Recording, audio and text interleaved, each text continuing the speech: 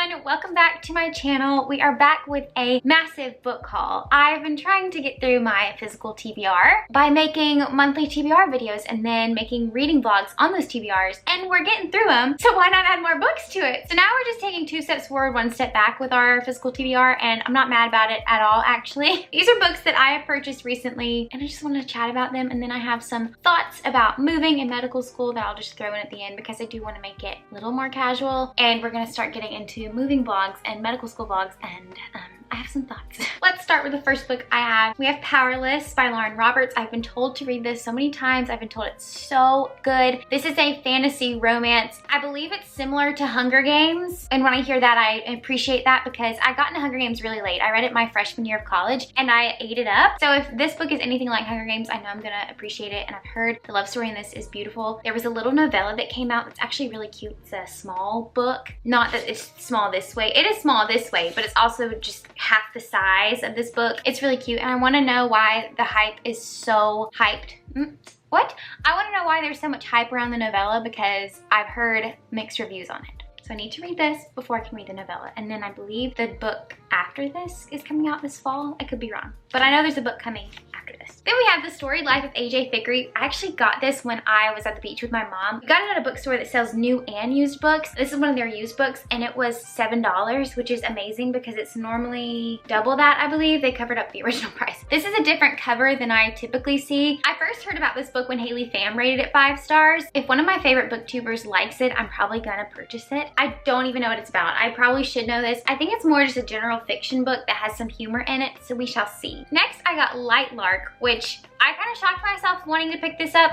I've seen it all over TikTok. It's advertised as a fantasy romance. It also sounds like the Hunger Games. Every 100 years, the island of Light Lark appears for only 100 days to host a deadly game. Hunger Games. That's what it sounds like. But I've seen a lot about it on TikTok. The author posted a lot about it on TikTok. The advertising is good. Her marketing is on point because it got me. I really like the cover. The heart is really interesting and the flowers coming out of the heart. I also think there's romance in here because if there's not, I'll be disappointed.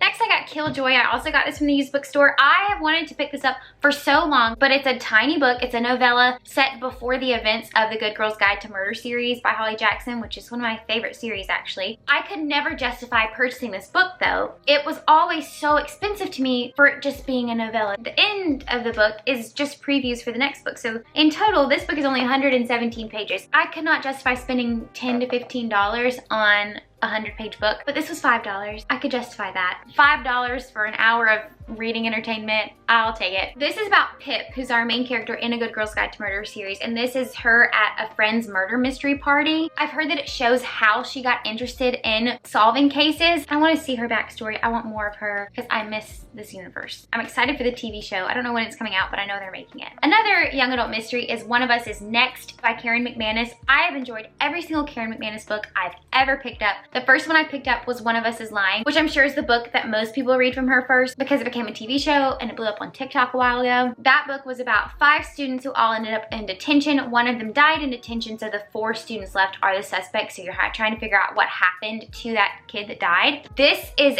set a year later, I believe, at the same school, but maybe different characters, and we have more mystery in this book. I just really appreciate how Karen McManus writes. Very fast paced. You follow the mystery along with the characters, which I appreciate rather than us knowing more than the characters because I want to solve the mystery alongside them. I get satisfaction when I figure it out before them.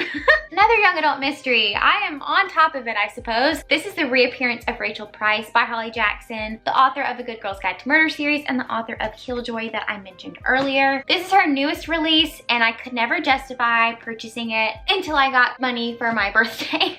I don't typically appreciate that new books come out in hardback and they're more expensive than a paperback. I digress though. I'm really excited to read this because I enjoyed A Good Girl's Guide to Murder, and I actually really enjoyed 5 Survive by Holly Jackson as well. That was a standalone mystery, so this is another standalone mystery, I believe. As you can tell from the title, Rachel Price disappeared, I believe it was 16 years ago, and then she just shows up and you're trying to figure out what actually happened to her. Is she dangerous? Are people coming after her? Don't know much more than that, but the cover really got me. It's a really interesting cover. Next, from a used bookstore, I got The City of Ember and the next 2 books in the series. I remember reading this in school and really enjoying it. Is it gonna be too young for me now? Probably, but I just want to dive back into the world. I remember thoroughly enjoying it. I also remember it being massive, and now I'm looking at it and it's tiny. It's just really funny to see what our childhood brain thought about a book, and then you pick it up now and the font is massive, not even 300 pages. I'm excited to dig back into it. I believe it was dystopian, sort of. Next, I picked up Sweeter Than Chocolate. I've never heard of it. My mom and I were at Barnes & Noble and we both saw this and thought it looked really interesting. And then I saw that it was published by Hallmark Publishing. Did not know Hallmark published books. Is this their first book? I don't know. I'm intrigued. I'm not a huge Hallmark movie gal because they're very predictable, but I do think they're known for more wholesome romance, so I don't think this should be too spicy or too vulgar. I love chocolate too, so why not pick up a book called Sweeter Than Chocolate? Our main character's name is Lucy, and Lucy's chocolate shop is known for this secret recipe for Cupid chocolates. Rumor has it that if you eat one on Valentine's Day, you'll meet your soulmate. It just sounds cute, and I actually want chocolate now that I read that. While I picked up this book, another book on the buy one get one 50% off table was Wanderlust. It sounds fun. Love's about to take flight. I'm about to go on a big trip soon. I thought, why not pick up a book about someone else going on a massive trip? This is about our main character, Dylan, and she impulsively decides to enter one of those contests on the radio to win a trip, and she wins a once-in-a-lifetime trip around the world. What's the catch? Her travel partner must be randomly chosen from her phone contacts. Will there be a romance? Possibly. Does this sound hilarious? Yes. And the last book I picked up in Nashville, actually. My grandmother and I went on a trip to Nashville. I picked it up at some bookstore in Nashville. I'm gonna put the name on the screen because I will remember it eventually. I've never heard of Thieves Gambit, but it sounded really interesting. This is a young adult heist book. Our main character, Ross, is a member of one of the world's most renowned families of thieves. She's 17 years old. However, she wants out of the family business. So while she is planning to get out of the family business, her mother is kidnapped. To save her mom, Ross enters the Thieves Gambit, a globe-trotting competition that brings together the world's best thieves to pull off increasingly daring and dangerous heists. I love a good heist in a book or a movie. The font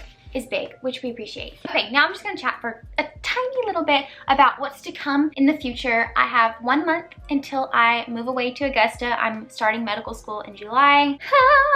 That's how I feel. I feel as though that is a good representation of my thoughts right now. I'm excited to move. I'm ready to start school because I'm a nerd and want to learn things, but I'm also terrified to start school. A lot of crazy things that I'll experience and see that I might not be prepared for. So mixed emotions for sure. When I moved out of the house to go to undergrad at UGA in Athens, I knew I was going to be taking a gap year in between my undergrad and going to medical school. So it felt temporary. I'm only out of the house for 2 years, then I'm going to come back home, live for a year, and then I'll move away. So it felt temporary, and I came home quite often. Some weekends I know I should have stayed and made better memories. I'm excited to do that in medical school to make some more memories with some great friends. But ultimately, I was just very homesick in undergrad. Now I've grown up, I'm more of an adult, and I am excited to move. But there's also those mixed emotions I was talking about, but it feels a lot more permanent because it is permanent. There's not a time where I'm gonna move back to my home permanently ever again. Yes, I will come back to visit, but it is just crazy to think that once I'm done with school, then I'll go into residency, and then when I'm done with residency, I'll have a full-time job. The thoughts are just daunting right now. When it hits you, I will never actually live at home again. It's a weird thought for sure. If you're out there and you are thinking the same thing, know that you're not alone. We can go through this crazy roller coaster of emotions